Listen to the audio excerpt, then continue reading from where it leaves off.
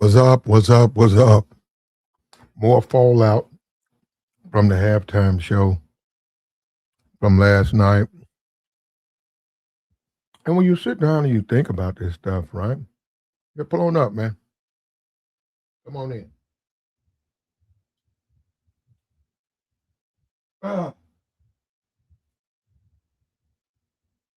When you sit down and you take a look at this stuff, a serious, honest look,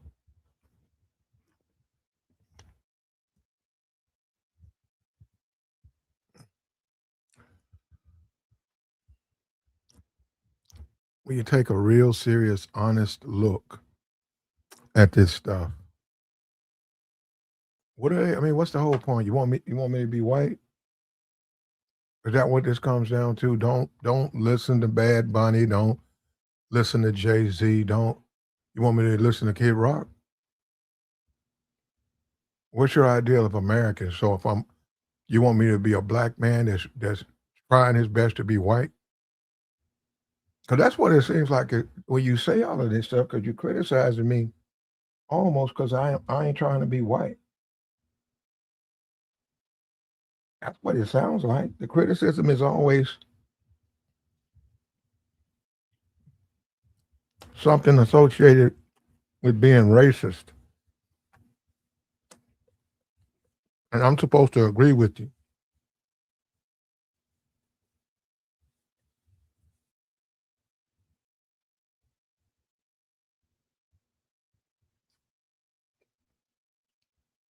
You don't want me to be an American. You want me to be a peon, a fool, a sucker. You want me to just blindly listen to your lies and then try to pretend that that's somehow patriotism. It's not. And the Bad Bunny got way more. I think he set a record. And that TPUSA stuff was trash. And I think I was told, somebody said, wasn't even no black people in it. They weren't even no black people. They had to go and drag people off the street to put them on stage because they're so jealous of black people mostly. It was mostly Latino halftime. It was in Spanish. Man, isn't this something, man? And they see the numbers, man. They see the replacement theory. They see the numbers. And they're scrambling, bro. Fox News, they're scrambling.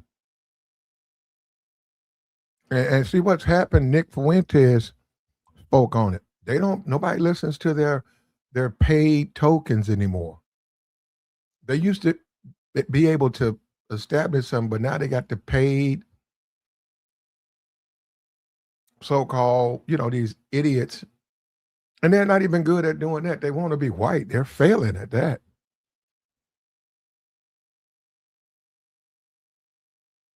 Clowns, they got flags in the background, hats on. This is what you got, though. And I see why they do it because, see, the Negro is weak. I grant them on that. They've always been able to brainwash the Negro into voting against his best interest.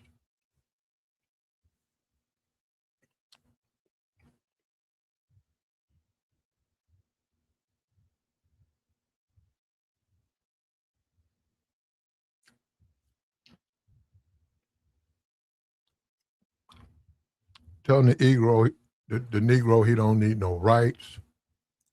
He doesn't need, he's not an American. If he's a Negro, if he listens to the Isley brothers, if he listens to Prince, if he listens to Michael Jackson, he's not an American. He's not a real American.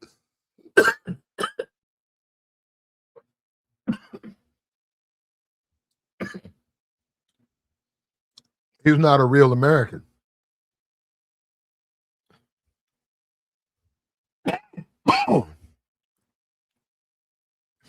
He's got to listen to the Beatles. And when you tell him them British dudes,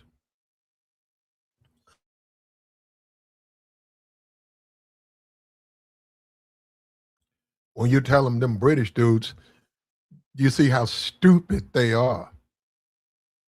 And that's the thing. Why would I mean, this train wreck. They put on this train wreck,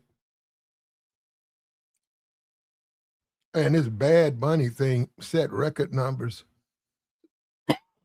The Super Bowl was a success. The Megyn Kellys are mad. You supposed to listen to me. The Megyn Kelly demand you listen to her. You accept her point of view. Why don't you guys want to be slaves? Why don't you guys want to look up to us?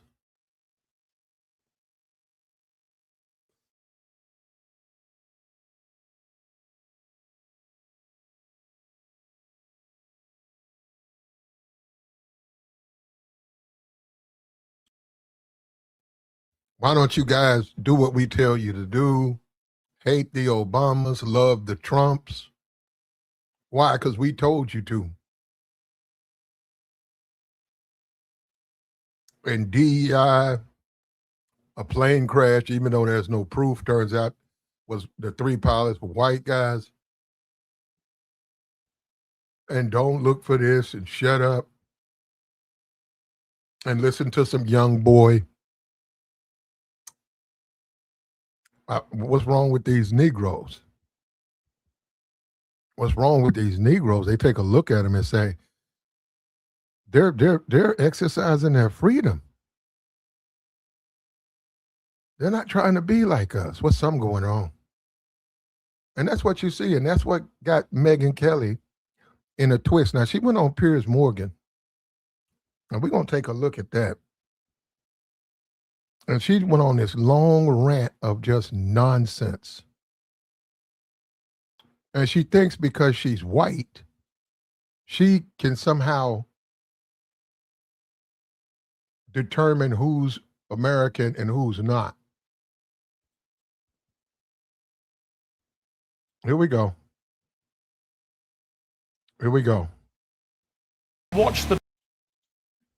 Yeah, man, they start off with the music out the gate. Here we go. Let me get this thing up. Let me get this thing up. Here we go. Here we go. We're going to move ahead of that, right? I'll tell you, that Super Bowl stuff, you want to talk about some stuff, they've been saying that back before they even had video players. Don't record this. I don't know what he's saying, but I'm gonna go right here. And I want to hear the Megyn Kelly. So we had to go up a little bit. Fair use. We're finna do a reaction review. Here we go. Piers Morgan. Well, I'll be joined by my panel in a moment. But first, let's hear from the host of the Megyn Kelly Show, Megyn Kelly. Megyn, great to have you back on Uncensored.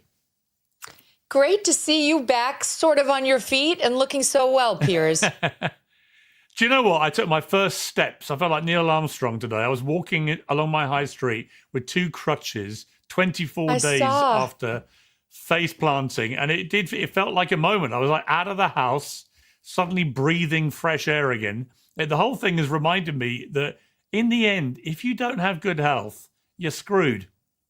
It's so true. But you're strong. Good for you. I'm amazed. I saw that picture and I thought, A, it's great you're back on your feet. And B, good for you for posting your progress. A lot of men wouldn't want to post that with the 2 crutches, but it's a testament to your fortitude that you're doing it at all and that you're still doing your show. I admire your strength, as always. Do you know what? I mean, I won't labor the point, but 100,000 people a year in the UK alone have hip replacements. Now, mine was forced by injury, but actually that's... We're going to skip ahead on that, all right? We don't. So we've got that going for us. Fingers crossed. Well, talking of pains in the ass, let's get into something, because there are going to be some things that I talk about with you where we're going to be in total agreement. But I'm going to start with something where I know we are totally in disagreement, and that is Badbunny. So yeah. I got up this morning and I watched it all without reading anything about it. I just thought, I want to watch this completely clean without anyone's view contaminating my brain cells. And I watched all 15 minutes of it. And I've watched every halftime show going back 30, 40 years. I thought as a piece of theatre, it was the best I've seen. Just the most extraordinary kind of Broadway on steroids piece of theatre. I also thought it wasn't remotely Yeah, it was. divisive politically in the end. His Grammys speech. You know, it was well put together.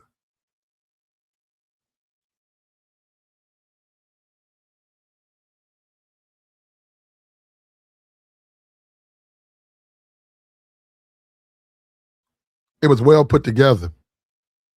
When you watch stuff like the Super Bowl, when you watch stuff, even the BET stuff, and they got a smaller budget, it's just well put together. The Oscars, well put together. When you look at the trash that's on Fox News, it's pitiful, man. It looks like somebody in their backyard. It looks like a backyard wedding. That's what it looks like, with old cars in the wedding pictures. It looked the TPSO was it looked horrible, and then they can't even get any type of quality talent. And then you look at these people, and they're talking about some you should like this. Well, you and I didn't even see the Badbunny thing. I'm not really. I don't know who he is. I kept the TV on that station out of support for Jayz. I'm happy for the brother. He was there with his whole family. I support the Black community. Hopefully he'll get a raise. He'll continue to do more. The white supremacist continually tries to tell us how to think. And see, what happens is, and I know YouTube, they do it, a lot of these dudes do it for YouTube money. But no, the white supremacist wants to tell you how to think. He doesn't want you to be a free American. He doesn't want you the same thing that he wants, he doesn't want for you. He wants you to sacrifice your free will, your rights. He doesn't want the same thing. Megyn doesn't want the same thing for Negroes that she wants for whites.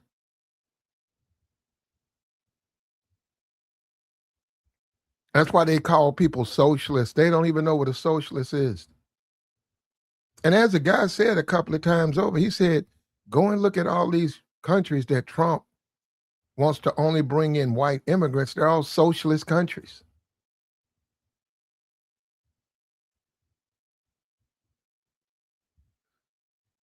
But here we go, man. Here we go. Speech was, but his performance, I thought, was actually a lot of things which I would have thought people on the conservative right would applaud. It was about love. A couple actually got married for real in the middle of it. He was preaching about unity, not just the United States of America, but the wider Americas. What was the problem, Megyn? A certain male gesture is coming to mind, but I'm not sure I can do it on this show. No, it wasn't about what he was actually going to do during the middle of the Super Bowl performance. It's about him. It's about him being chosen as the Super Bowl. He's Puerto Rican, and he has a tremendous following. And Jay-Z's job, his job is to keep the ratings up. That's how you get the money coming in for the advertisers. Can you come in and handle the Super Bowl for the NFL? He's done an excellent job. Excellent, exceptional. And let me say this, he doesn't have the final say.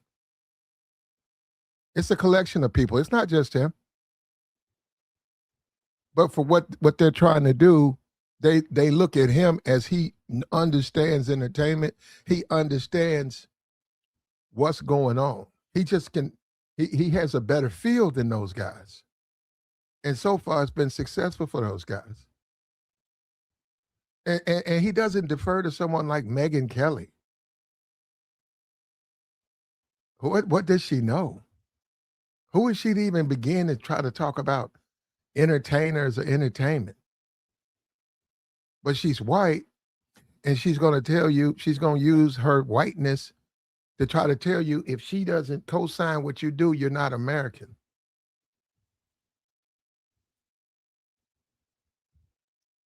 Here we go. Performer, somebody who's been an outspoken critic, of course, of the Trump administration and of America and are anti. But you actually can criticize America. It's called freedom. And if he doesn't agree with Trump, see, that's another thing. I don't know where they get this from. You have to agree with everything Trump does. Why? That's not the country we live in. Even the guy over here in the Olympics that Trump got mad at, well, he's the one, this guy's in the Olympics. This white guy's in the Olympics representing America. He's not going to co-sign stuff he don't agree with that Trump's doing. Why should he? Oh, he get him out of the Olympics. He doesn't love his country. That's foolishness.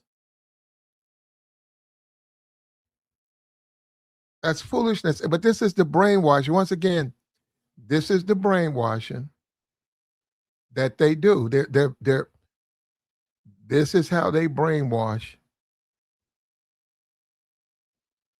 a lot of black people.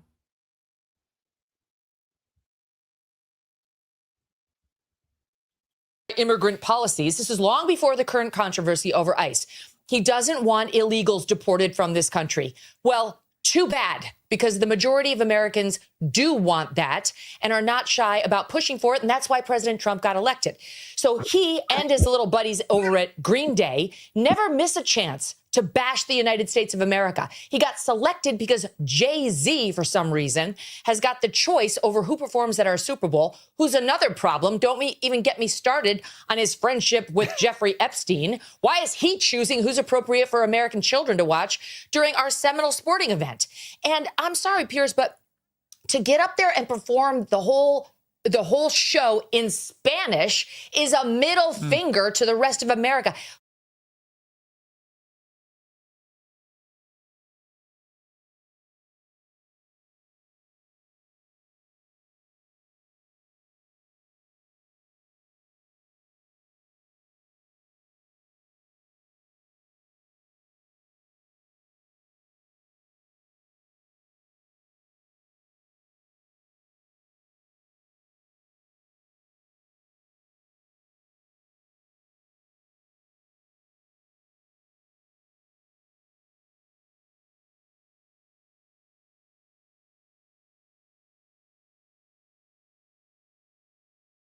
Ask them, are black people Americans?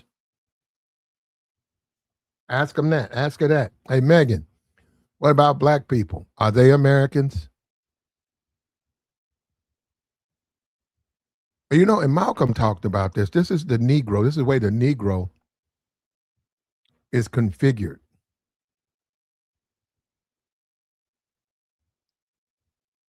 He's a mannequin. He tries to dress like, talk like the white man. He's never good enough. He hates himself. He's not a full citizen. Megyn's telling you that right now. See, when you look at these buffoons and they put flags in there, we know they're trying to get YouTube money. They're just idiots. They'll say anything to try, they're grifting, they'll say anything to try to get some money. They don't know public policy. They haven't run for office. They can't run for office. Half of them are felons. And this is another thing. This is the old Karen thing where, what are you Negroes doing?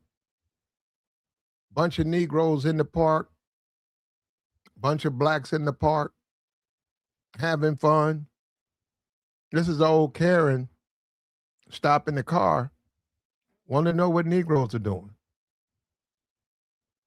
And it's always been the Negro is never able to just fully function. It's always he's being watched. And yeah, he's being watched. I'm a black man in America. It happens. It don't make sense either, because you'll look over in the corner or something, there'll be a white dude. And then you'll say, okay, let me move. It might be three people, and you said, we having a conversation, we'll move. And in some kind of way, he's looking at something coming closer. I'm like, what? Hey, man, what? Is this any of your business? But see, then again, this is how the Negro is observed and watched. And see, another thing that's racist is Megyn Kelly gets to have outrage. The Negro does not. When she screams, she's being patriotic. When I scream, I'm being problematic. So I have to accept it. And she has the right to express herself. I don't. Who gives a damn that we have 40 million Spanish speakers in the United States? We have 310 million who don't speak a lick of Spanish. This is supposed to be a unifying event for the country, not for the Latinos, not for one small group, but for the country. We don't need a black national anthem. We don't need a Spanish speaking. You hear that? You hear that? That's racism right there. You hear that? We don't need a black national anthem. You see that? Didn't I tell you? Didn't I tell you who put the show together? Who put the show? These Negroes, they come in here running interference. Who put the show together? Jay-Z put this show together. This is also an attack on Jay-Z. Shout out to the chat. Non-English performer, and we don't need an ICE or America hater featured as our primetime entertainment. Okay, what is the national language, officially the national language of the United States of America? I mean, English. And there's been a push for many years to make it an official, you don't have one. Documented thing. You don't have one. If you would have let me finish my comment, I would have pointed that out, but people have been pushing to make it official. Okay, right, so you're trying to make official. This attitude that you have right here is why you in Great Britain have lost your culture. You ceded your culture to a bunch of radical Muslims who came in and took over, and now it's gone. We're not allowing that here, whether it's Hispanic, whether it's Muslim. It's not happening in the United States of America. That's why President Trump was elected. And whether it's Badbunny, who is American but refuses to speak English in his performances, or refuses. Just think about that. Refuses. What do you mean? That man, he can speak Chinese if he wants to. It's his performance. Man, but see, that's that white supremacy. And it's so embedded, they don't even know they're doing it. They don't even know they're doing it. He said he refuses. And let me tell you something, I don't even know who this dude is, man. After Jay-Z picked him, first time I even heard him was at the Super Bowl. I didn't even go look up his background. I could care less. I might have seen something on Twitter. You know, I'm a black English-speaking American. Who the hell am I to go tell that man? I don't even mess with that. I don't listen to that man music. I wouldn't pay to go see him. Are you crazy? I would never be caught. I wouldn't be caught dead at a Badbunny concert. Yeah, it's the same Platt. I wouldn't be caught dead at a Badbunny concert. And she said refuses to speak English. I can't tell him what to do with his concert. But see, it's ownership. You got to understand, it's dominance. Remember that. When you say supremacy, right? Just say take the white off. Supremacy, that's dominance. That means you dominate the other race. And making them passive is a form of dominance. That's what you see. And that's what the problem is. You got one person that's pushing racism and another person pushing let's get together.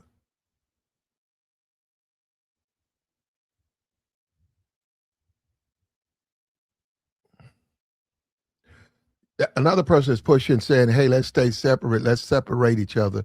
Another person is saying, come and recognize my dominance and kiss my ring, kiss my feet, because I'll allow you to come. But it's just like with Obama. But you can't be in power. I don't care. These damn liberal whites electing black people. Obama got elected by liberal whites. We're losing the country. But you could come and kiss the ring. You can come and listen to Kid Rock. You can come and kiss the ring.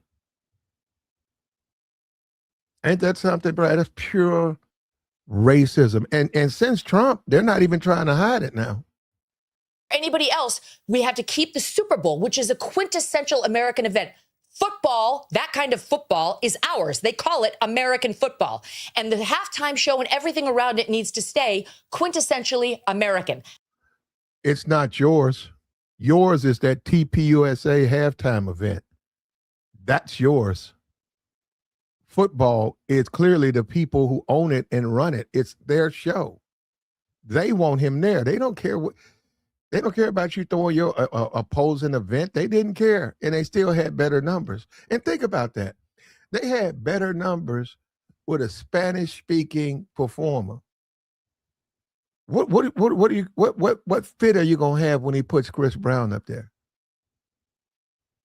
You gonna start yelling about Chris Brown? He had an incident 15 years ago. Hey, she will. And Fox News, they'll lose it again because see, that's once again it's a Negro. See, this is how they do the Negro.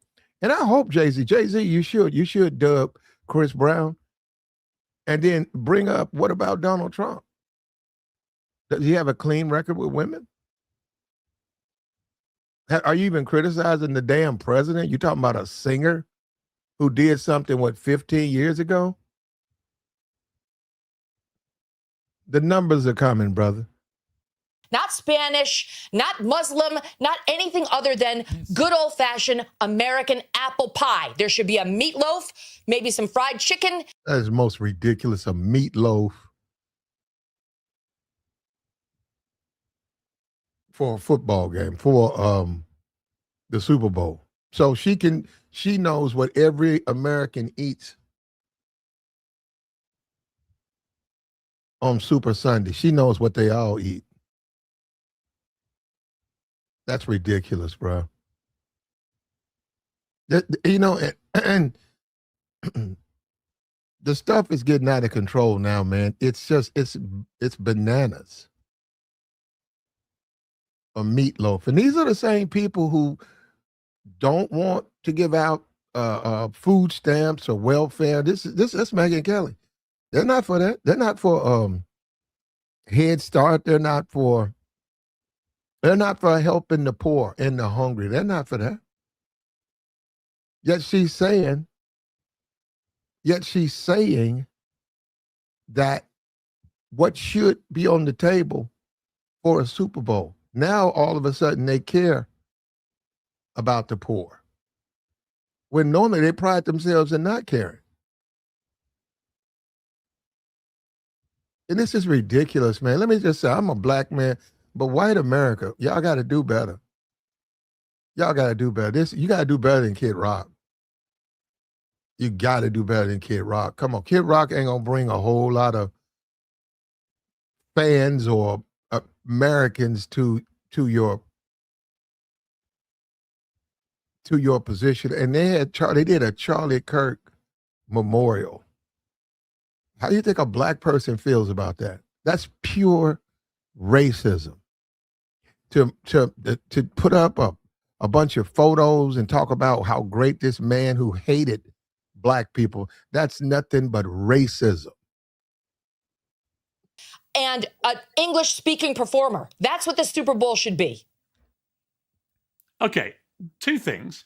One, you've conceded you don't have a national language in the United States officially. And secondly, the language you do want to be your official language is my language. The language of the country you think has gone to pot. So my obvious follow-up is, Megyn, why do you want English as your national language if you think England has gone to hell in a handcart? Pierce, I think those medications. She said, let's not forget, look, shout out to TT. Let's not forget what Megyn Kelly's past quotes. There's nothing wrong with Caucasians doing blackface, yet Jesus Christ was white. Yeah. According to her, Jesus Christ was white. Santa Claus is white. Santa Claus is white. And see, what you got to understand is when black Americans exercise the right to do more and actually be a full vested citizen. She don't like that. When a black person say, you know what, I'm gonna make a Santa Claus for minorities. All these minorities, do they really feel embraced? I'm gonna make a Santa. No, they don't like that.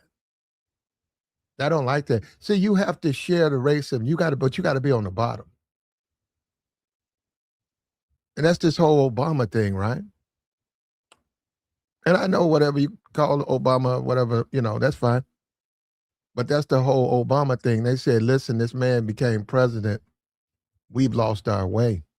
And my thing is this, they got to do better, man. I mean, these people I saw Glenn Beck. These big dummies who think that they can win over black votes. These people are clowns, man. They're clowns. Fair use. For your hip have gone too far. We need to dial back a pill or two. Okay? We want something that we can all understand. I don't think Badbunny used his appearance to bash America, but I can't be sure because I didn't see any subcaptions on his Spanish language performance. But what about Pavarotti? So what about Pavarotti? America haters. What about? And they're gonna call anybody who doesn't want to be any person who doesn't succumb to white supremacy are American haters. Remember, Obama's a socialist. The guy in New York, he's a socialist. Why? He's not really, well, they were real wrong with Obama, right? But what I'm saying, any politician who doesn't serve their interests, right? Who doesn't share or continue discrimination and oppressing people of color is a socialist. Anything like that. The whole Dr. King, that was really communism. What, asking for blacks to have the right that were being denied the rights that they already had? Yeah, he was really influenced by communism. No proof. What he did with his wife, now they care about that. Trump did way worse than Dr. King. That they care about. You see what I'm saying? They use this stuff to justify their bigotry and their racism. And the thing about it, cut the pie down the middle, be fair. And that's what you tend to see when you're dealing with blacks. You know what I'm saying? Not these defeated blacks, but these regular blacks. They cut the pie down the middle. And see, that's why they criticize the white supremacists. It's just like with the Trump cartoon. With the Trump cartoons, I see dudes right now making streams talking about he didn't do nothing wrong. Yeah, of course. Of course you think that. And many of these guys can't even vote.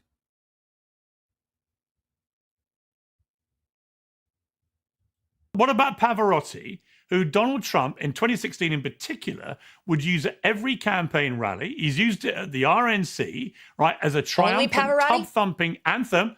Well, no, hang on. Not only Pavarotti. I've been to lots of Trump rallies. Pavarotti gets a song, maybe but two. He sings, but when he sings Nessun Dorma in Italian, I don't see you leaping up and down and going, I can't understand a word of it. You're probably singing along. I don't remember him being the Super Bowl halftime show, was he? Well, would you have minded if he was?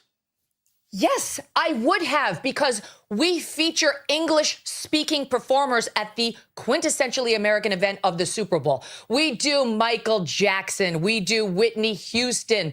We do... You think she likes Michael Jackson? Well, what about Whitney? And what it's okay when they do it. It's not okay when you do it. If you want to protest, you're wrong. You're not American. If they want to protest, they are Americans. I remember Obama. The Obama thing was ridiculous. I remember the things they would accuse him of. They said Obama, I think Fox News, it took Fox News 2 days He was sworn in, and a day later, they had a guest on saying Obama wants white slavery. And I was like, what? Then he started talking about Reverend Wright. And he had read that Reverend Wright talked to some obscure, that you can't prove, obscure black person back early, and that's what that guy wanted. So therefore, Obama must want it.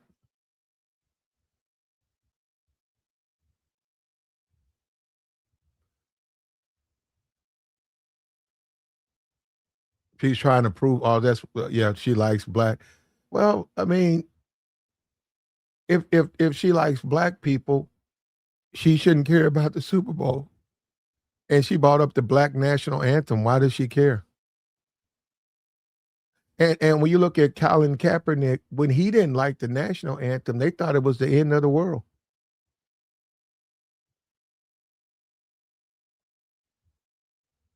She said he should just accept it.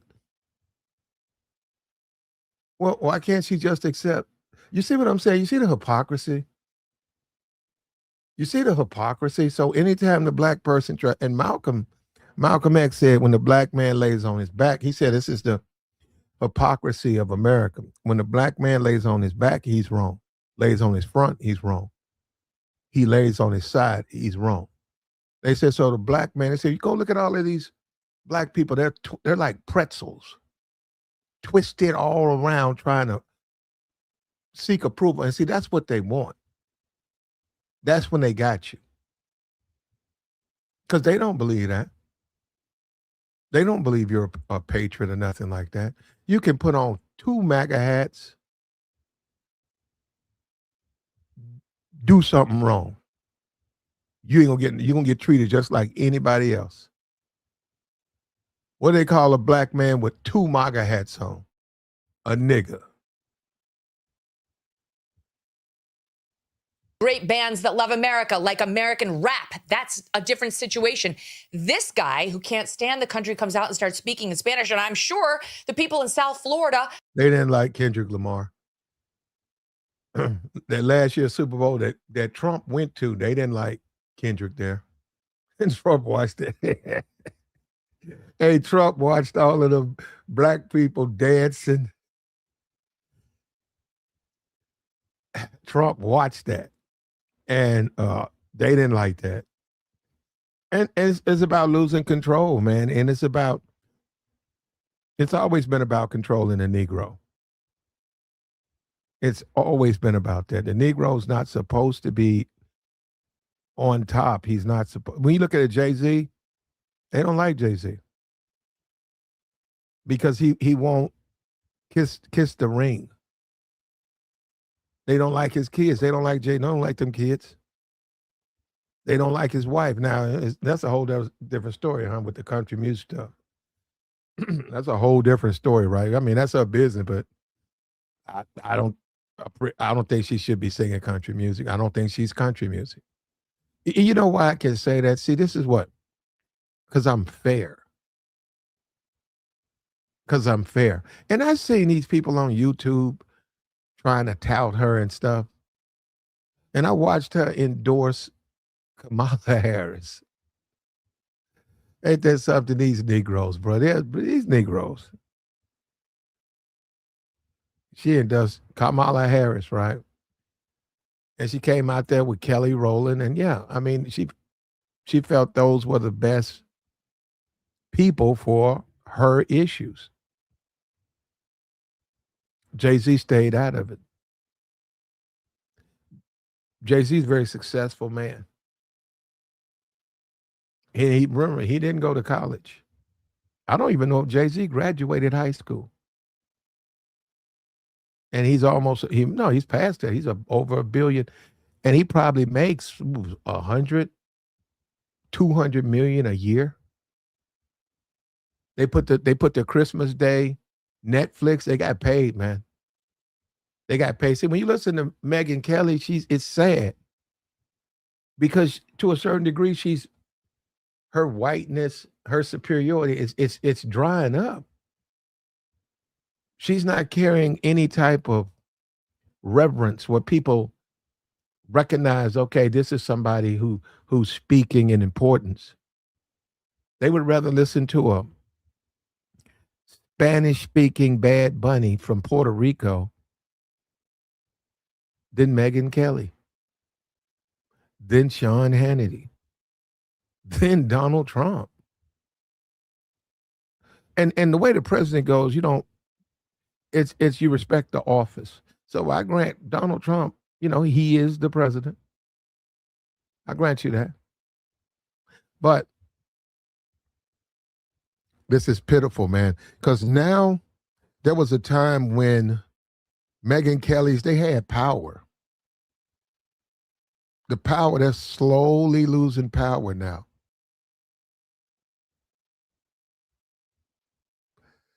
And they're losing the culture.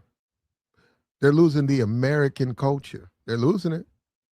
And even though Jayz is not a politician, he has power. I would say he has more power than Donald Trump from a culture perspective. From a culture perspective, he has more power.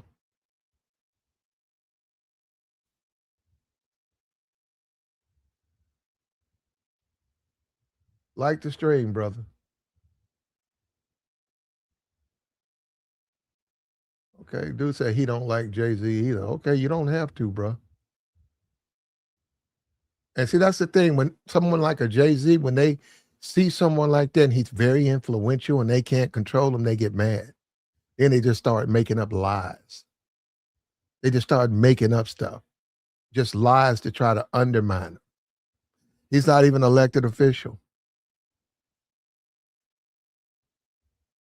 Billionaire, didn't go to college, probably didn't graduate high school. Billionaire, married, three kids, successful. He was on the sideline showing Black people the possibilities. This is what you can come out in America. Trump let out young boy. You know why? He wants to poison the mind of the youth. Trump let him out. So, because that's what he wants. He said, well, yeah, this guy can destroy all these Black youth. And he's very popular. I'll grant you, he's very popular. Trump let him out. He let him back out.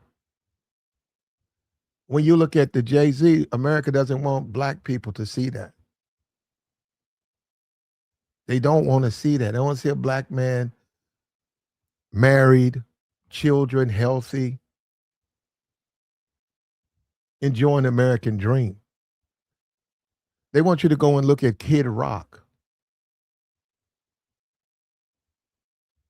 They want you to go over there and listen to Charlie Kirk.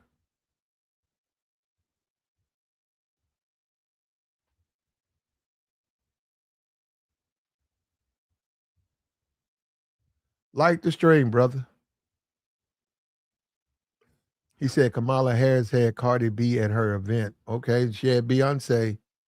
Was she? Yep, at one of her campaign rallies.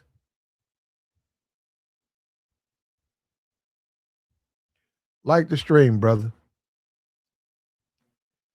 Fair use, fair use. Really enjoyed it. The people in an American territory, Puerto Rico, really enjoyed it. But the people in the heartland had no idea what the hell was happening. This is a guy who loves to parade. Is that the only thing that matters? The heartland? And what she's basically saying is wherever there's a large group of whites, she assumes those whites are racist and agree with her point of view. And minorities are supposed to want to seek white approval and accept what she says.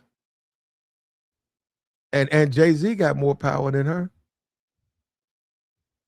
And she hates that. Jayz got more power with white people than she has. Despite all of her bigotry, her Santa Claus is white, Jesus is white. Jay-Z's more respected than she is. Around in a dress, who again hangs out with Jay-Z and his Epstein-loving pals, who gets up there when he's not bashing America with his pals at Green Day, who are from the far left People's Republic. You talking about Trump? She brought up Epstein. You see that? You see what I'm saying? When they can't, the thing about Jay-Z is there ain't no dirt on him. So what they try to do is shame black people when they make up lies about them. They tell you about being a Christian when they're not Christian. They're not Christians. When you look at those people who got shot in the street in Minnesota, is that the way we are? Is that how we as Christians conduct ourselves? You see what I'm saying? They're not even Christian. They run around talking about God and country. They don't believe in it. So what about what ICE did to those people? They don't care. They don't. No, those people were causing, unless I thought you were a Christian.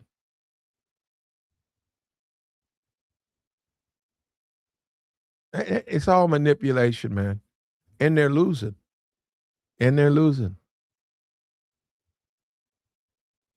Republic of California, who have never missed a chance to rip on Trump, MAGA, half the country, or ICE like Fox rips all day on Obama. Democrats are all socialists.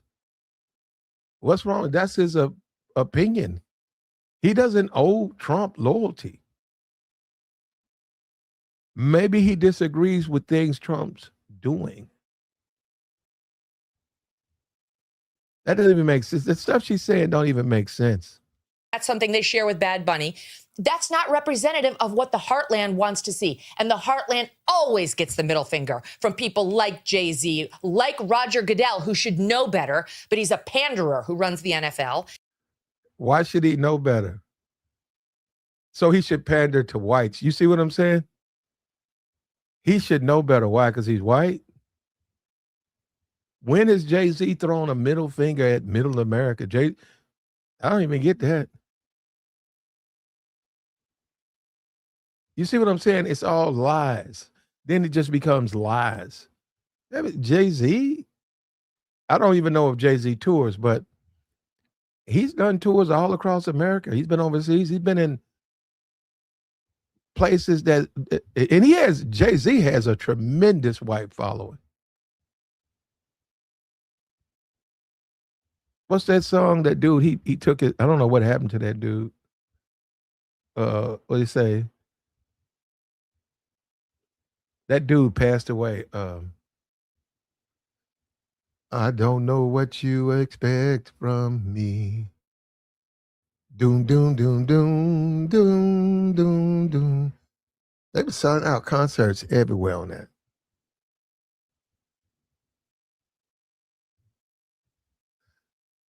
So he said, I can feel you near. I can hear you here.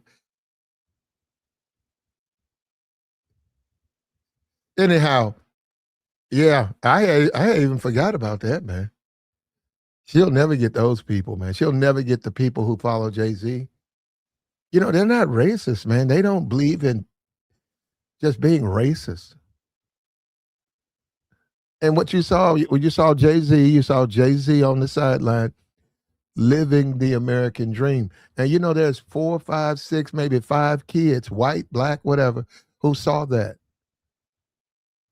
And they're going to make a pursuit of that. They're going to, because they saw that.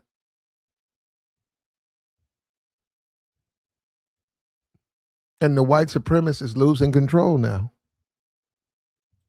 And that's why you had probably closer to 10 million people turning the channel and turning to the Turning Point event, which was pro-American, which was absolutely beautiful. I don't know, both of them were American, but I think it's more like 5 million.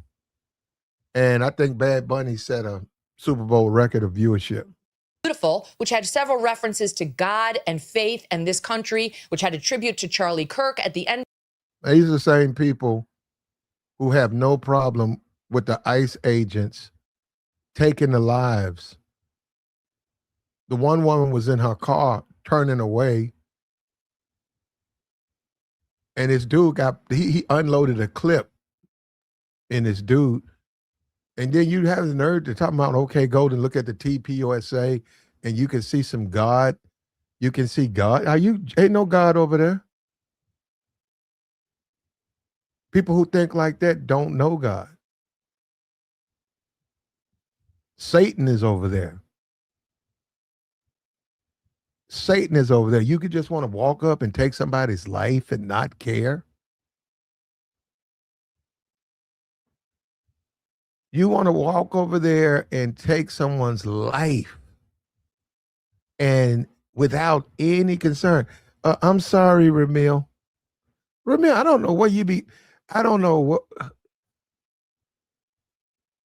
Ramil, it wasn't justified, brother.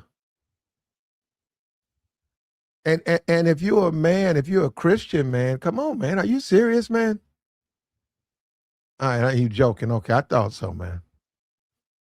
Of it and talked about Jesus and how he can change your life. That's what America's all about. We are founded as a Christian nation. We're still a Christian nation. And what we want is somebody up there to celebrate how freaking special this country is, not a bunch of people who can't stand us.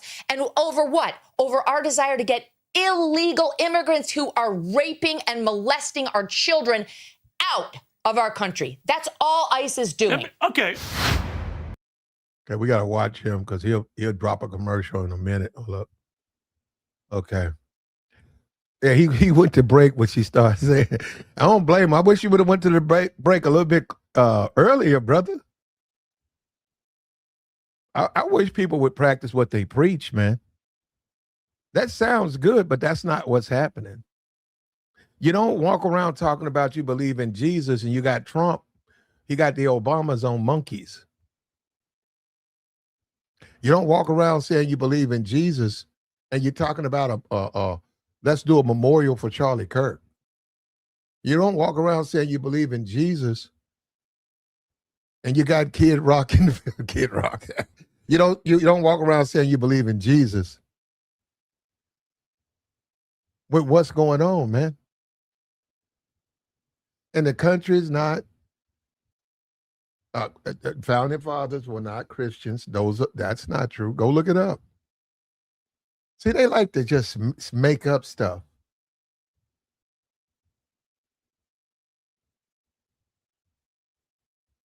They justified slavery. They justified it. Is that what Christians do? They justified what they did to the Indian.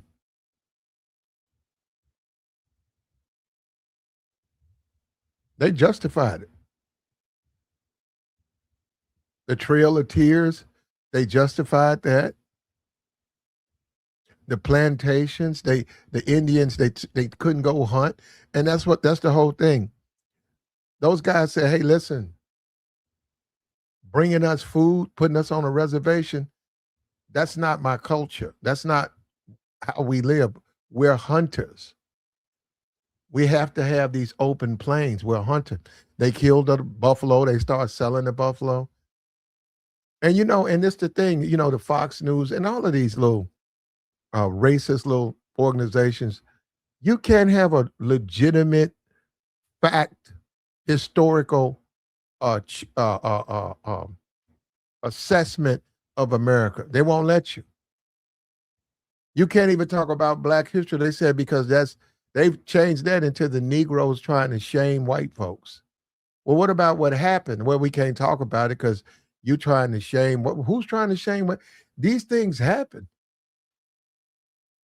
But if it's beneficial to the Negro, that's what you're saying. You can't have anything where it would show how the country truly treats the Negro. You can't have that. And they're losing because they're certainly losing the cultural wars because they're losing. Because look at the Megyn Kellys now. Look at the Tucker Carlson. People don't identify with these dudes. And we talk about the word incel. That word comes up a lot now with a lot of these extremists, these radical conservative. The word incel is becoming common because a lot of them are.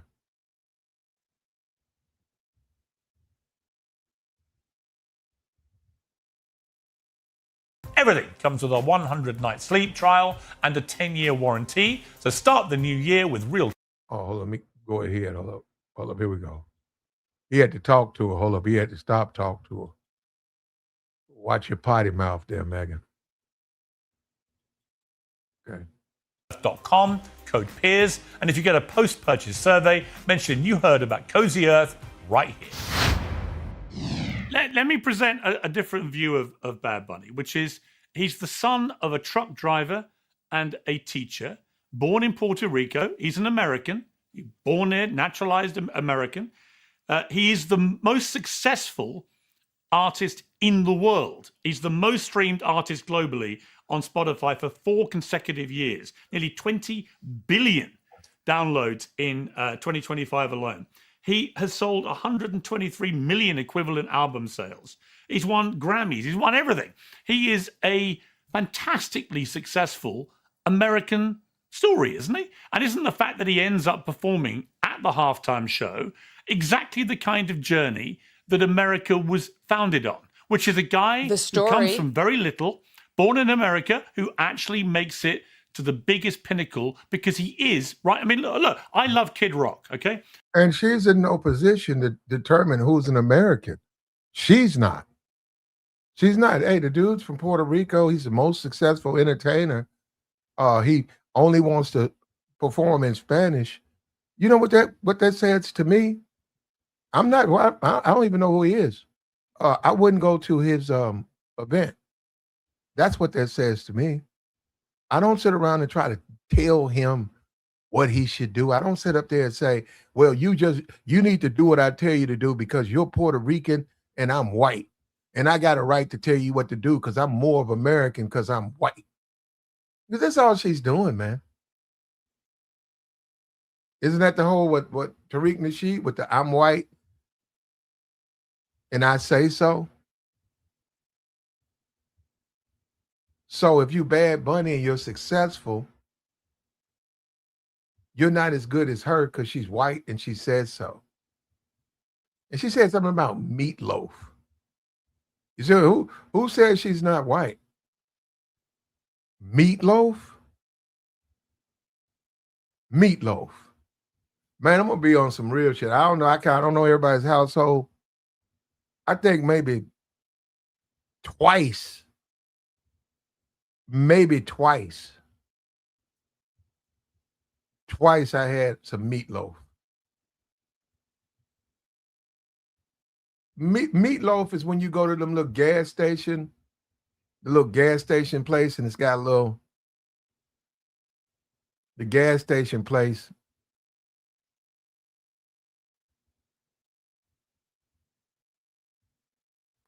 They'll have like, they'll be out of food, then there'll be like 3-4 pieces of meatloaf. Who makes a meatloaf? Who wakes up and actually makes a meatloaf? She just saying stuff up here, man. And I actually really enjoyed the Turning Point show as well. I like them both. But Kid Rock's not had a hit single in the last 11 years.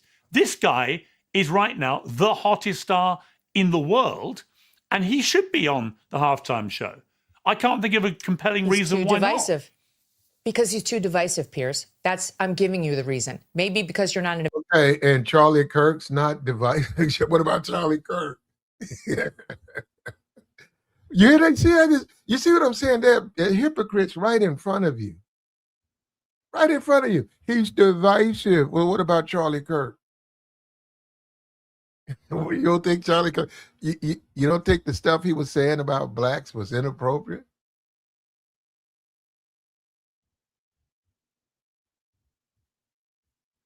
I'm white and I say so. American, you don't get it. He is too divisive a figure. No one would begrudge him his personal success story. Good for him. Great. We love that here in America. Just like we love when our half pipe freestyle skiers make it to the Olympics, despite all odds. They overcome them but when you go overseas wearing the American uniform and you bash America on. He didn't do that. Look, that's the way he feels. He didn't say he don't care for the country right now. And she's exaggerating. He didn't bash America. He also is a free American. And she can say what she wants. The people have to decide that. They're going to try to gin up hatred against this guy. I never heard of this guy, some skier. They're going to try to gin up hate against him.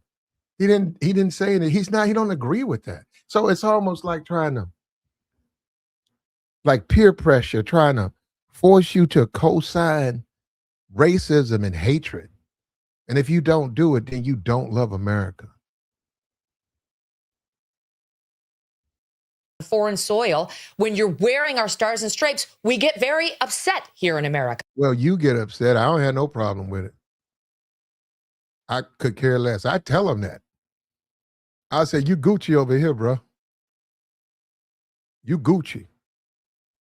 It's not that we don't stand for free speech or differences of opinion or love rags to riches stories. We do, all of those things. But there are certain things that we expect of the people who are representing us when they're overseas as Olympic athletes or when they're in the middle of the Super Bowl, which is our event. That is not yours. You weren't there. And this is anger from Kendrick Lamar. They're saying the same thing they wanted to say. They thought about Trump going there, Negroes was going to Negroes going to be Samboing. They said Trump going to be there. They thought they're going to see a bunch of Negroes tap dancing, bojangling for Trump. Nah, they was down there talking. They were going at it. That's one of the best Super Bowls ever.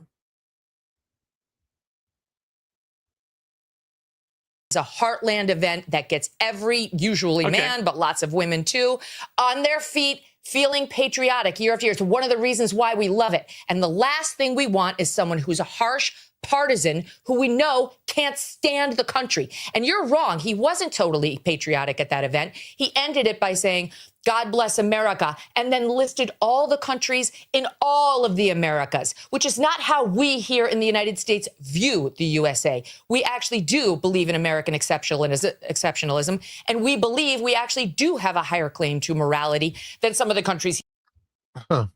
Except when it comes to blacks. Except when it comes to blacks.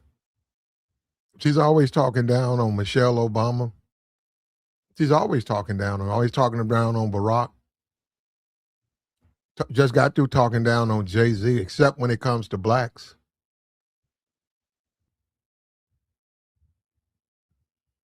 He was listing like Mexico. But you wouldn't want him to have his First Amendment rights infringed on his ability to criticize certain policies of a particular. Of course not. American No one's talking about government, that, but he has no right to perform at the Super Bowl. As an American citizen? Really? If he gets picked to perform, he can perform. That's his right. He got chose. That's disqualified. So the First Amendment has nothing to do with it. Anyone who's ever been... The First Amendment has nothing to do with it. The First Amendment is about government censorship of speech. Hang on. Anyone who's been critical then of the US government should not be allowed to perform at the halftime show. Is that your position? I don't think that'd be my selection. I do think you should find somebody who is more of a unifier, and there are plenty of them. There are Charlie Kirk. Still millions of people out there who have very strong political opinions. Glenn Beck. Yeah, all these are unifiers. Megyn Kelly, But they did and I know she's not there. I think they did a demographic of Fox News. It came out to 1% black. They're Democrat, only 1% of American blacks watch Fox News. They're not changing it though, because they're happy with what they have.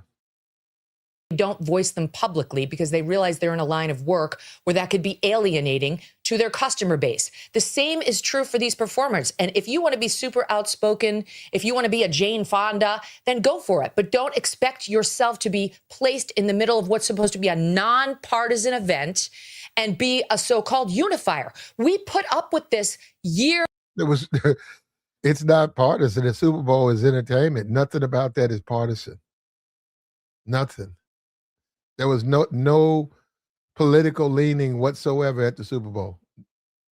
After year after year. But right now, we're in a serious battle over immigration enforcement, something the country voted for overwhelmingly. And to pick two acts who are as outspoken against that as these two and plop them in the middle of the event is a middle finger by Roger Goodell. It's picking a side in the most divisive debate we're having right now in the country. And so what? He can do it. He's the commissioner. Get your application together. Get your resume together. Go down there and put an application in and see if they'll make you the NFL commissioner. And it was wrong. It was a mistake. No, it wasn't. And see, all of this they're saying, that's not even true. But even if he was like that, so what? And if you become president, that don't mean a person has to agree with everything you do. If you do wrong, they have a right to, they can vote for you and speak out against what you do. But see, they don't want you to say nothing. Good. Well, I'm glad we reached a point of zero agreement on that. Well, let's move to an issue where I think we will agree, and this is the separate issue of Hunter Hess, the U.S. Winter Olympic skier, who said this at the weekend. Yeah, we can't play that, so I ain't gonna play that. So here we go. Actually, I could play it. I don't want to. No, we don't play it. We'll be all right. I don't know what's going on right here. £100 to watch their full. What the Tucker on there selling Ozempic? I mean,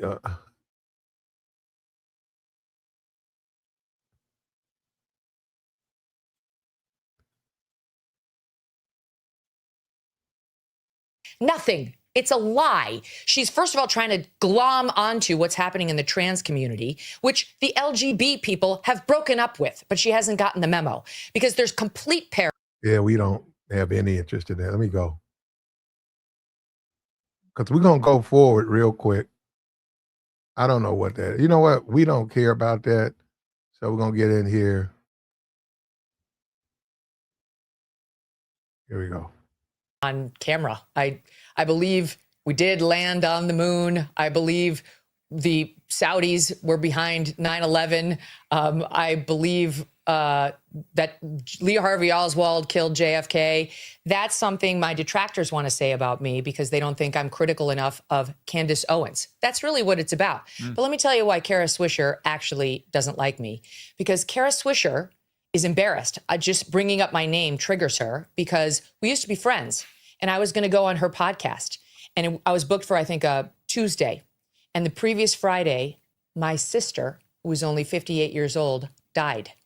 And my assistant sent Kara Swisher an email saying, Megyn suffered a family emergency and she's not going to be able to make your podcast on Tuesday.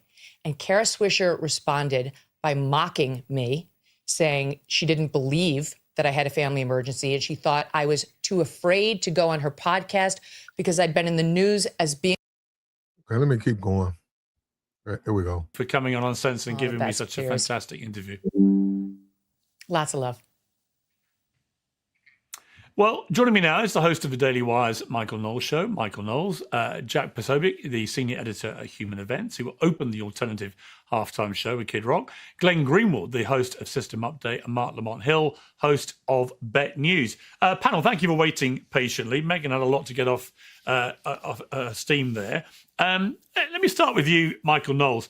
This whole Bad Bunny thing, I can't help but think that we've got to a place now in the United States where everybody's desperation to march to their tribal tune overrides any sense of reality or just staying calm and looking at something objectively. I watched the Bad Bunny show. I saw nothing problematic about it at all. I saw a Latino rapper at the peak of his powers, absolutely killing it in terms of the production. And he's the most popular artist in the world right now. He belonged there. He owned the stage. He didn't criticize anybody. It was a message of love, of unity, of marriage. I don't get the rage about it. Piers, you didn't get it because the English and the Americans are two people separated by a common language. So I forgive you for your misunderstanding, but the problem with it was that Bad Bunny hates America. He doesn't just hate one president or some other president. He doesn't just hate some policy or some other policy. He is specifically irate over the enforcement of federal immigration law passed by both parties, enforced in history by both parties, and he has frequently thrown jabs at America, up to and including speaking a language that the vast majority of Americans do not speak at this performance. And then I think the key that he did not have good intentions here came at the end when he said, the one fleeting little bit of English in the performance, he said, "God bless America." And then he followed that up by naming a ton of Latin American countries. So when we hear God bless America, traditionally we use that to mean God bless our country. He was using this in an ironic way to say, you're not even America. And then he named Chile, Argentina, some countries that I do like, El Salvador, Cuba, great cigars, and all of that. He didn't even make America the final country, the apotheosis. He then went on to say Canada. And then finally he said, and my homeland, Puerto Rico. So even though Bad Bunny's an American citizen, he made a point to clarify. He said, I don't really consider myself American. My homeland is Puerto Rico. It was just a thumb in the face of Americans, I think. And, there were other problems with the performance. I agree some of the choreography was well done. But the question you got to ask is, what is the Super Bowl halftime show for? Is it just for great entertainment? Is it just for musical prowess? Not really. The whole point of public games, going back to antiquity, going back to ancient Greece, is patriotism, is to support your country. And this ran totally contrary to that. That was obviously Bad Bunny's intention. And I just think he had no place there. He can go sing his songs. He can get lots of streams on Spotify, but that's not what the Super Bowl's for. Mark Lamont Hill, I mean, there are 54 million Americans who have Spanish as their first language at home. That number is rocketing year by year by year. So, in 20, 30 years, it's quite likely that the United States will have as many people who have Spanish as their first language as have English, which, by the way, is my language. So the language thing in particular, I don't get. This is a guy who's the most streamed guy in Spotify history, I think, and he always sings in Spanish. Every album he does, every song is in Spanish. There's nothing unusual about Bad Bunny singing in Spanish. And if 54 million people in America understand it, does it really matter that a few other people like me, for example, watch? They're feeling left out, man. That's what it is. The people, the language, and the racism is not working. It's not working like it used to. Watching from London, didn't understand what he was saying, but enjoyed the show? Well, that's exactly right. I mean, there are a few things here. First, you're right. 54 million people speak it as a first language. Tens of millions more speak it enough to understand it. So it's not as if he was speaking in some cryptic, indecipherable, obscure language. He was speaking in one of the most important languages in the world, and certainly one of the most important languages in the United States. But let's not pretend that Americans only enjoy music that they understand. I mean, half the people, you go to any white bar in America and let it get late enough and Macarena come on. I promise you, they will be dancing their asses off and they won't know a word of it. And guess what? It's just true. Okay. But performances aren't just about the language. It's about the dancing. It's about the set design. It's about the lighting. It's about all of the things that made that such a beautiful performance. You mentioned the wedding that took place, all these other things that took place there. I thought it was an amazing performance. I also just want to push back against this idea that Bad Bunny hates America. If Bad Bunny were to be someone who hated America, being from a colonized land of Puerto Rico, it would be understandable. But I don't want to conflate a principled critique of America or immigration or ICE with hating America. I have the same critique he does. Does that mean I hate America? Does everybody on the left hate America? Yes. I'm sure people on the right would say yes. But that becomes exactly. But that's what makes the argument so unhelpful for the bigger conversations because we position anyone who disagrees with American policy or challenges American power arrangements as being a hater, and that's the Not issue. anyone. So I In think certain the performance circumstances. was great. Okay, fair enough. Yeah, but I think that conversation has become so expansive that it outlives its usefulness. We just lost Jack briefly. We've got to take issue. We're going to try and get him back. But Glenn Greenwald, it was a really interesting thing to watch it clean without having any social media reviews to look at first. I just watched it. First thing I did this morning, I watched it, and I really enjoyed it. And then I turned on social media, and suddenly I had to hate it or I had to love it, but there was no middle ground. There was no nuance. There was nothing allowed. The president said it was the worst halftime show ever, just objectively from a piece of theater. It's very hard to argue. Look, I think Michael Jackson did the greatest one ever, followed by Prince. Other people have different favorites. But as a piece of theater, I thought this was the best I've ever seen. It was so elaborate, so smart, so clever. And I didn't get a sense of hatred. In fact, quite the opposite. I got a sense of love and marriage and harmony and unity. And I don't even agree about the Americas stuff because, the Americas are the Americas. And what's wrong with actually a Latino rapper acknowledging that the Americas go a little bit further than just the United States of America? Exactly. Yeah, I think to me that's kind of the heart of the matter. I personally didn't like the halftime show all that much. Just like from a musical perspective, it's not the music I like. I'm not of the generation that likes Bad Bunny. That's totally fine. I think the question is why does everything now have to be put through this prism of this like existential right-left culture war? We can't even have the same halftime shows anymore at the Super Bowl. Kid Rock is an extremely ideological and politicized figure. Had he been the host of the presenter of the Super Bowl, the main presenter, I assume that the American right would have been fine with that, even though he's been extremely critical of American policy under Democratic presidents. Music and art of all kinds typically has a politicized component to it. We've had a ton of non-Americans be at the halftime show before, like Rihanna and Paul McCartney and The Who and Coldplay. It goes on and on. Here's an American presenter who's extremely successful. And I just think the problem is everything gets catastrophized into this like intense culture war where you can't just say, I like the show or I don't, I like this artist or I don't. The reality is he's a gigantic, extremely popular musician among tens of millions of Americans, arguably the most. Yeah, hold up. Now, I wanted to do the Megyn Kelly. I haven't watched it. Hold up. Let me listen to this dude. This dude's at Kid Rock halftime. Hold up, right here. Hold up.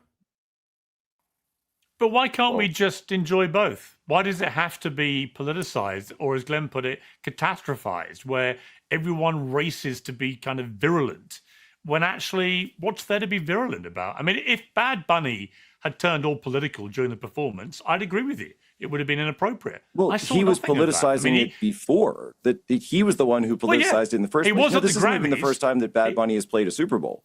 Right, he performed with Shakira back in 2019 when she was up on stage. You had a smaller part, a backup singer, but he wasn't being political back then. So nobody really batted an eye. Nobody had a problem with it. And Shakira, obviously, she's I think Colombian. Jennifer Lopez played there. She has a Puerto Rican ancestry, and nobody cared. It was just a nice Latin music show. The point was that he was being political all the way through. His choice back, I think it was October when they announced him, is really what drove so many people to say, you know what, I don't want to watch a show like that. We're going to turn the channel. We're going to put on something else.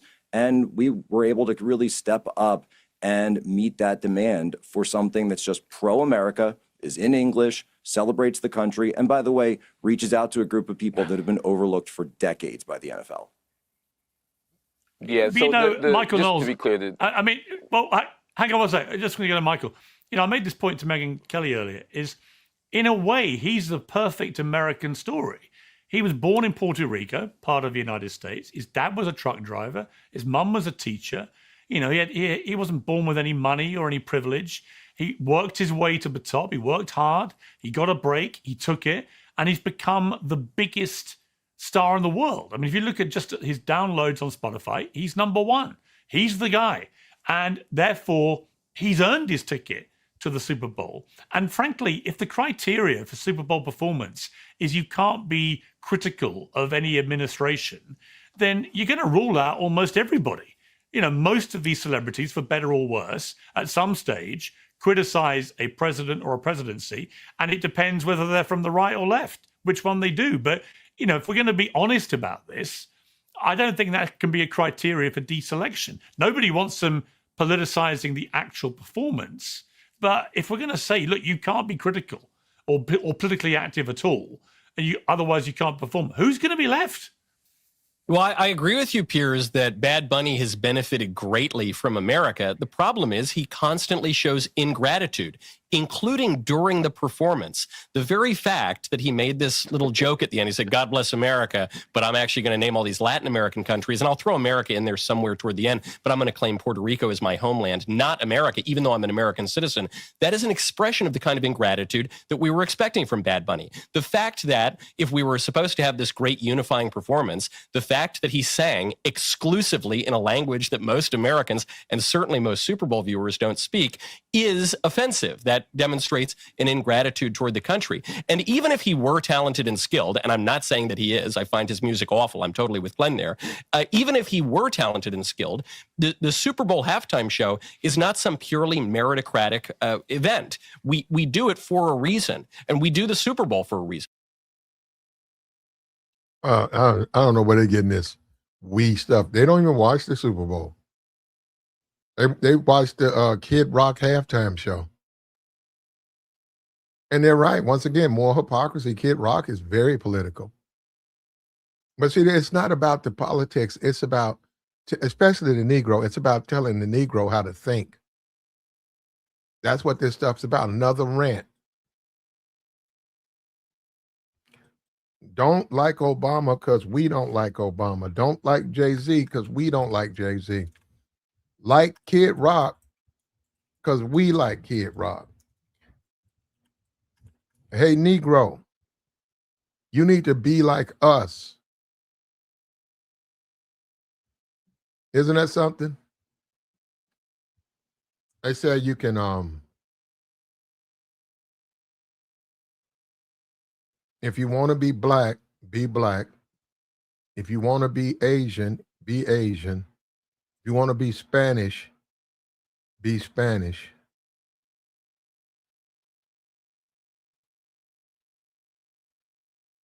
But if you want to be American, you got to be white. This is what they tell people. They tell Negroes that. So if you Spanish, you know, you can't be Spanish. Live in America, raise a family in America. You can't be Asian.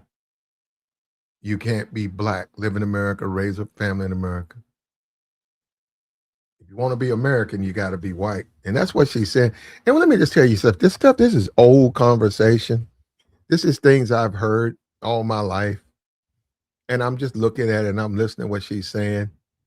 And I think it's going to fail. I think that her attempt to try to draw interest from non-whites, I think those days are over. I really do. I really do. When you look at the Bad Bunny and the money the NFL made, they're going further and further away. Like the stream, man. Support the platform. These guys are not making good points. And they're playing victim too. You see how they get into victimhood? When they can't get their way, they become victims.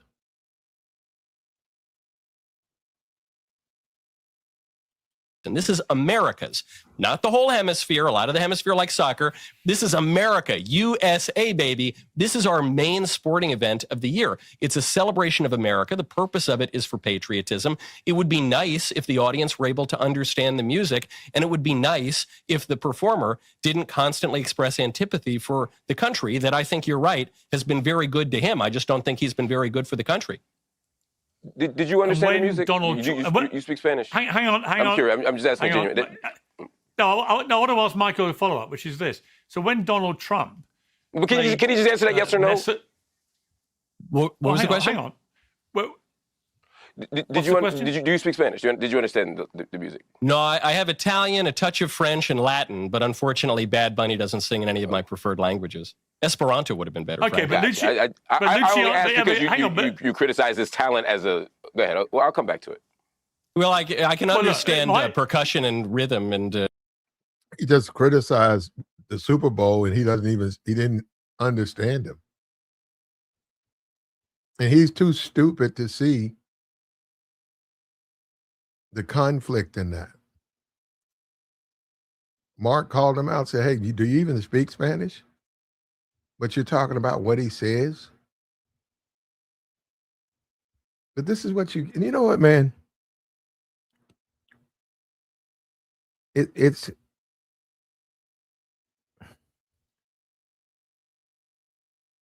melody even in another language, and that was all pretty bad. Right, but you understand Italian. Anyway, Piers, you're right. I speak a bit of it. Right. But you understand that he's a rapper, and so the skill would be the lyrics, and you didn't understand the lyrics, yet you're saying he's not skilled at his profession, which is writing lyrics. Yes, music isn't exclusive to a single language. It involves notes and chords and percussion, so you can understand those even in a different language. Let me bring this. Right, but that's not the point I'm making. You're being obtuse. He's being obtuse. What I said is his skill as a writer is to.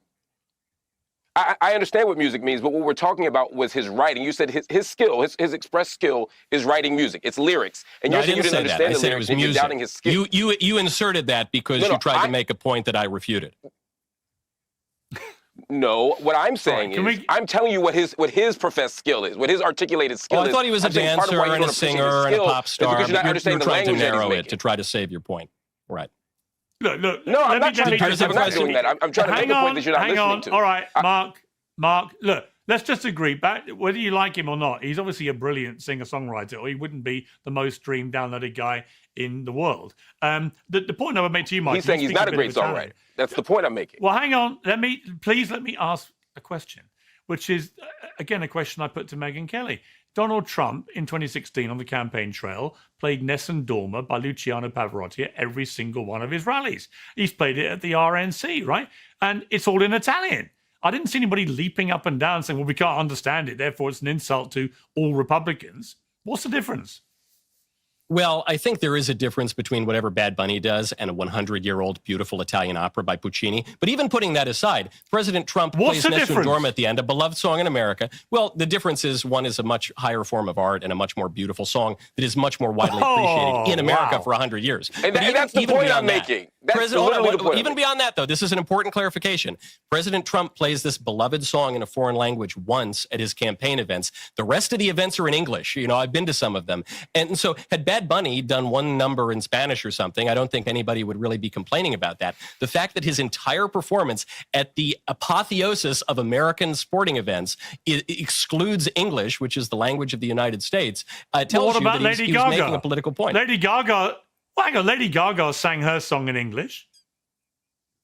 That's true, but Bad Bunny did not sing in English. And so the criticism here is of Bad Bunny. I suppose there are other criticisms of Lady Gaga, but she was friends with Tony Bennett, so she gets a pass from me. So can I respond now? I do think you're struggling a bit on this, I have to say. No, not at all. You understand. Here's the distinction is Nessun Dorma is a very famous popular song. But this is one small moment, a little cultural flavor, a little spice in President Trump's campaign events. The rest of it is in English, which is accessible, and he's promoting it. I'm not saying we can't have a little variety or exotic flavor in life, but we're going to skip ahead, Mel. Okay. What this guy? All love it. So let's get to what your campaign's about. Resist and unsubscribe. Now, for those who are not familiar with it, just in simple terms, articulate what the campaign is trying to achieve. Well, I've been upset by some of the actions of the Trump administration, specifically as it relates to kind of a mass secret police, I think, terrorizing American cities is how I would describe it. And I think action absorbs anxiety. So I've taken my modest footprint and asked people to resist and unsubscribe. If you look at where Trump has backed away from policies, it's not because of protest or even the courts. It's been when the markets respond. So when he backed away from the notion of annexing Greenland or away from punitive kind of. Yeah, we're gonna skip ahead on that. I don't know where they're going with this. Let me see. This might be the end. This might be the end. Hold on. Here we go. Your White House. And so if you're doing social media for the president, guess what? That's your job. First and foremost, your full job. Glenn Greenwald, I mean, like, I wonder how many people went and looked at the whole meme that was posted by Trump on his Truth Social, because I do think it changes the potential context, because it is 60 seconds long. The Obama thing just pops up out of nowhere, completely disconnected to what you've previously watched. It's almost like it's, a conspiracy theorist, and it may not be a mad conspiracy, would almost suggest this has been done deliberately to trap the White House or trap Trump or trap people on the right to post this.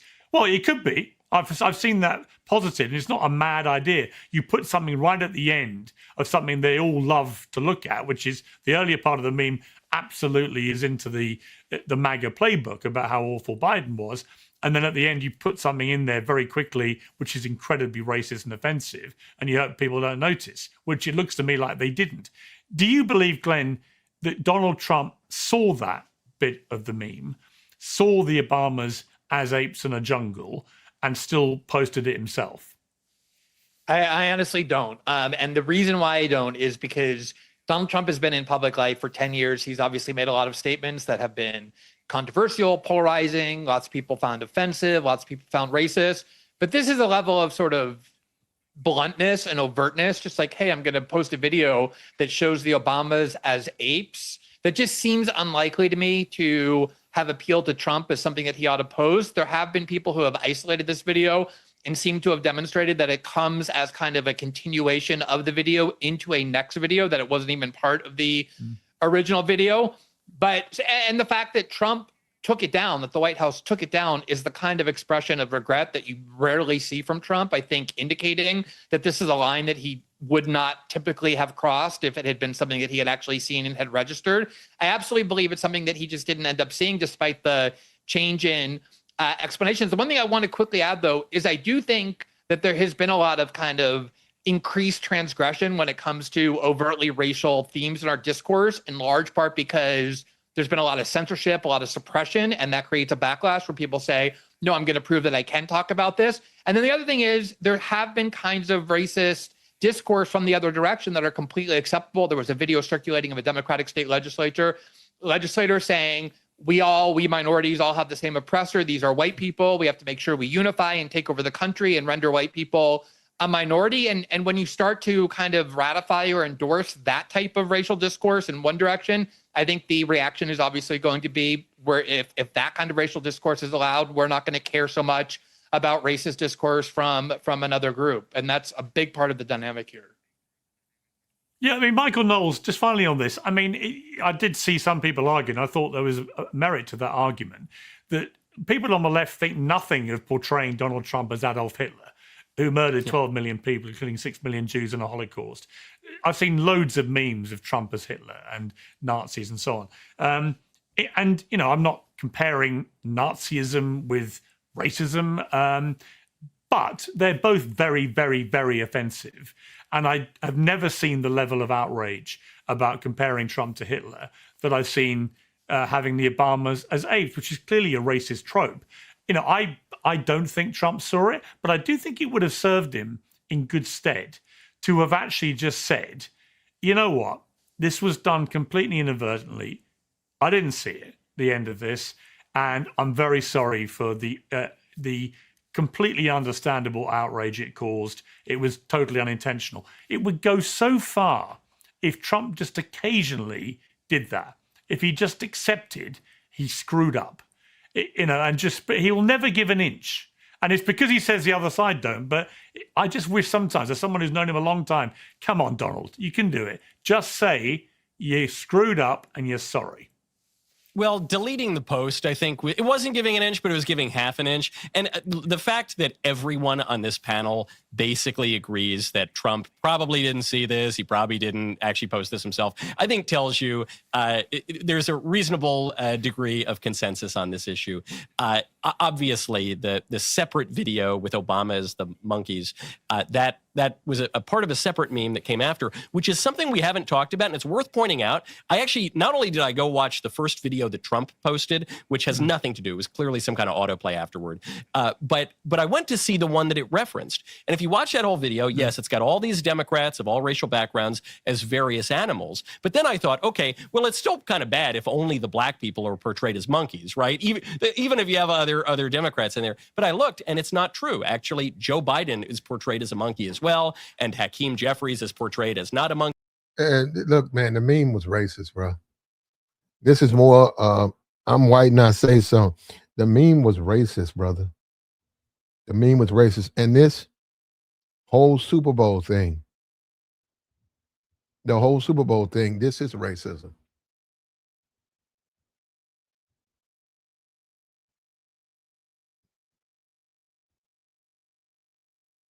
Like, share, support, man. Megyn Kelly got in her feelings. She went down there talking. I don't know what she's talking about, but she don't think black people are American unless they're, you know what I'm saying, unless they're trying to be white. Anything that's culturally attached to black people, say you like some Aretha Franklin, you like Patti LaBelle, you're not an American.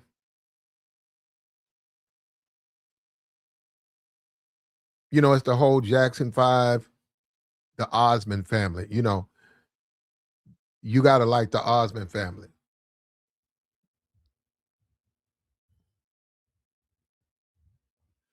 You got to like the Partridge family. No Good Times. Watch the Partridge family.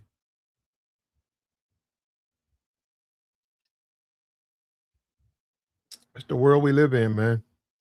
I'm not surprised. Even though one came before the other, the Partridge came well before. I think the Partridge family was like, what, early 70s? Maybe late 60s? Yeah, Good Times was like 78, 76. Because I think it was in reruns when Good Time. But anyhow, that's the whole point, man. It's why can't you just like what you like? If you are a Spanish person and you like artists who sing Spanish, you like things that are Spanish, but you're in the military, you still serve in America. Why do people see a conflict in that? Nobody's talking about somebody who's an illegal alien and they got a Mexico flag and they're, jumping up and down and stuff. Nobody's talking about that. That's completely different. And once again, it's another win for Jay-Z. Once again, the NFL is getting more attention for the amount of money. They made that money back. The money they paid Jay-Z for the Super Bowl because of all this attention and getting out the NFL to all of these millions of Spanish-speaking customers. These are potentials. He can open up another market.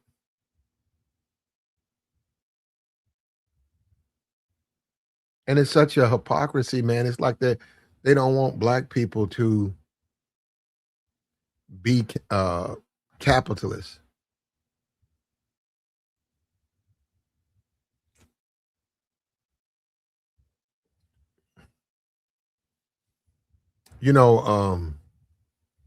Jesse Jackson said when he was born, he said they had a shovel and a ditch already waiting on him. They thought he was going to do like everybody else. He was just going to dig ditches. And he said he refused to let that happen to him. And he almost became president. Despite the fact that he was doing it in the heart of racism.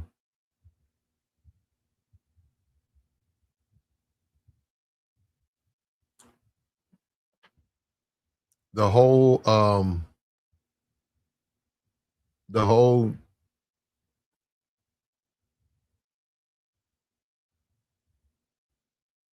TPUSA show.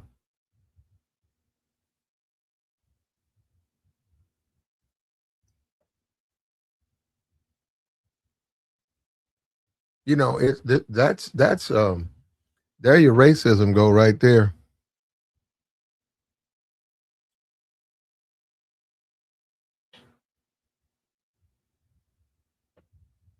He said, I didn't know that the father was a stepdad to all her kids. Was he? I wouldn't even okay.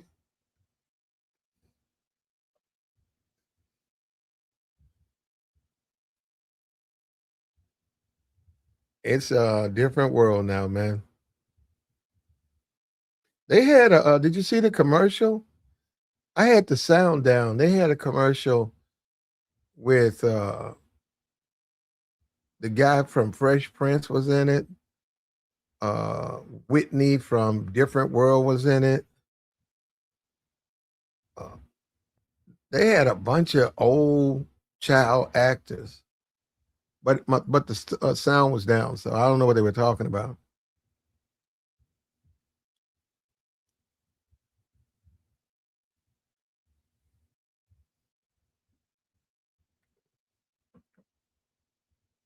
But this is the world we live in now, man.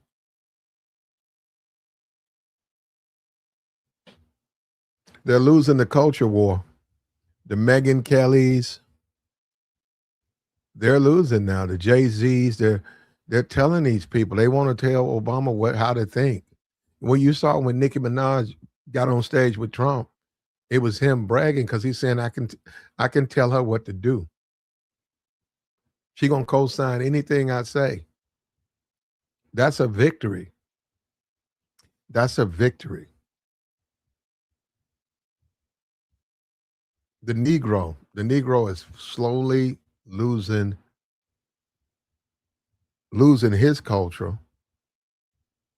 And you could talk about black culture. We need to get away from black culture. And when I say when you start talking about the NBA young boys, that type culture, I agree. But I wouldn't even replace that with this Fox News, with this Meatloaf America, Meatloaf and Megyn Kelly America. I fuck that. Give me the skinny jeans and the drugs. I would rather live in that culture than in Megyn Kelly's culture because it doesn't have an appeal.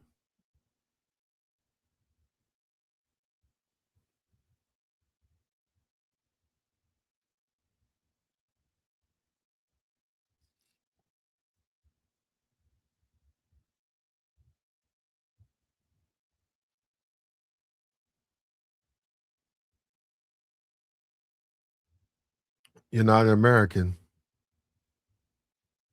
if you don't act white. Like the string, man. We got the join link posted, man. Take your thoughts. It's a little late. We got to catch up.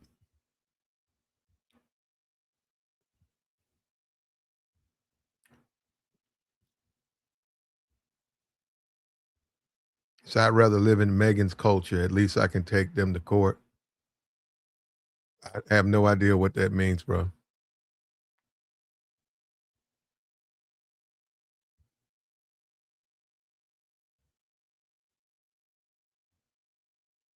I guess you got to go to court. You got to go. You got to understand the Negro. Suing the Negro, in many cases, is a waste of time. A, they don't even understand the court system. Two, they don't have any money.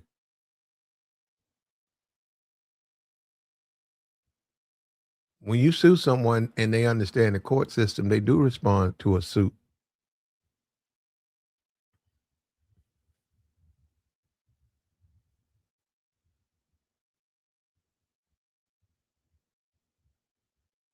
He said the daughters were Carol's kids. I mean, man, this man talking about the Partridge Family, man.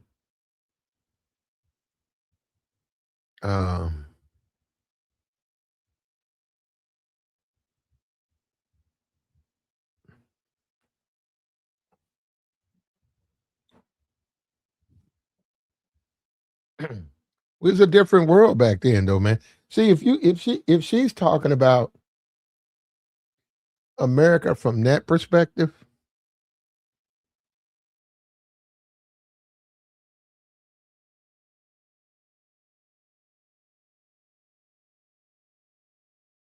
if she's talking about America from a Partridge family,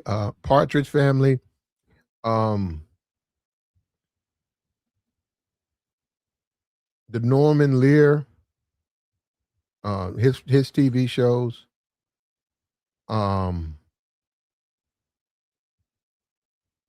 Chips, $6 Million Man, Wonder Woman, that world, when they say America, that culture, that's not what she's talking about. That's not the culture she's talking about. She's talking about a Kid Rock, a Kid Rock, fake Christian, racist perspective, and that's why it's not going to work. Charlie Kirk, a racist perspective, a hate-filled perspective where you only criticize blacks. You never criticize. What about the white people there, Charlie Kirk? He's not going to criticize them. He's going to save all of his anger to blacks. From that perspective, yeah, but this Jay-Z's too much, man. And I if I was Jay-Z, I'd be careful because Negroes are not supposed to be in power. Negroes are not supposed to be rise like that. America has a real problem with a black man who's cunning, who knows how to navigate the system, rich, because that's not what the Negroes are supposed to do. Also, they don't want to influence other Negroes. They want to quote unquote punish Jay-Z to try to show other Negroes that if they do like him or live like him, they'll be punished. If they don't stay under the white man's thumb, you'll be punished. And that's all this is. Jay-Z, you was out of order. You was out of order, Jay-Z. So we're gonna bash, the NFL and then try to turn around and get someone to come to the Super Bowl. They would be out of their mind to say Kid Rock, but someone I don't know his name, but it's some couple of country dudes. Try to get them to come and do a show. But beyond that, actually Brooks and Dunn. I could listen to a halftime Brooks and Dunn. But you know what that would mean? That means Beyonce finna get on that stage. I could see him do that. Jay-Z got a lot of options, man. Because I'm actually a country music fan. I don't listen to no Shabuzi. I listen to actual country music. Red Dirt Road, Neon Moon,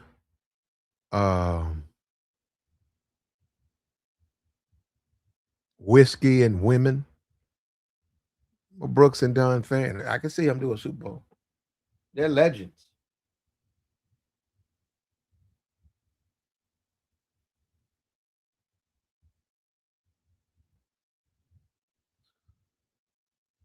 They're legends.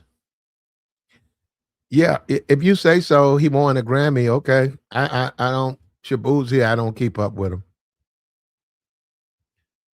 It said black people created country music, but what we're listening to now. See, this is what you guys keep forgetting. This that we're listening to now, they did not create. It's morphed into something else. The same thing with rock and roll. Yeah, black people created that, and it morphed into something else. Jazz, it was heavily influenced. Gospel, rhythm and blues. it's morphed into something else. That's just the way sometimes things will change. That's why you got contemporary country. And Shabuzi ain't no contemporary. They got it's a name for it.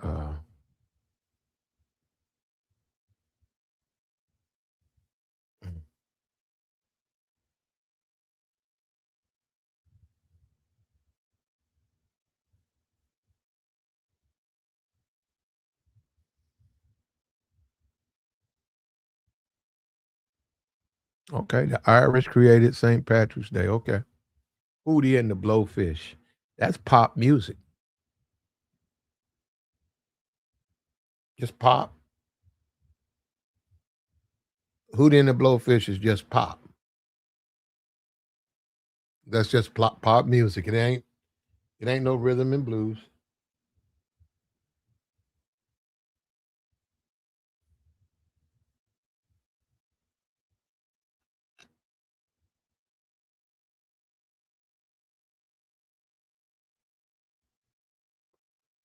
I think I saw that dude, man.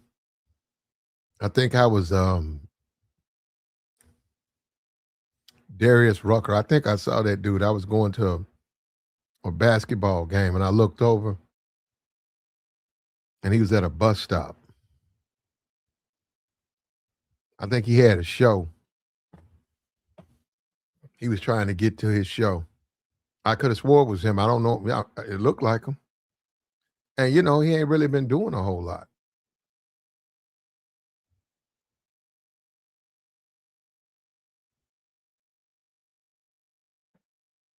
He ain't been doing a whole lot. It's been a minute.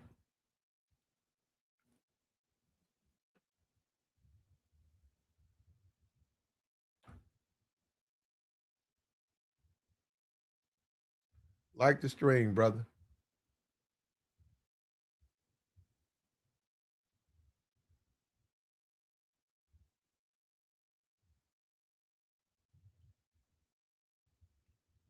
We're finna get on and get up out of here, man. We appreciate you. Appreciate the pull up. See you guys again. Shout out to you, Big Red Rig. What's up with you? Like the stream, man. Like the stream. Subscribe to the channel, man. We got more coming.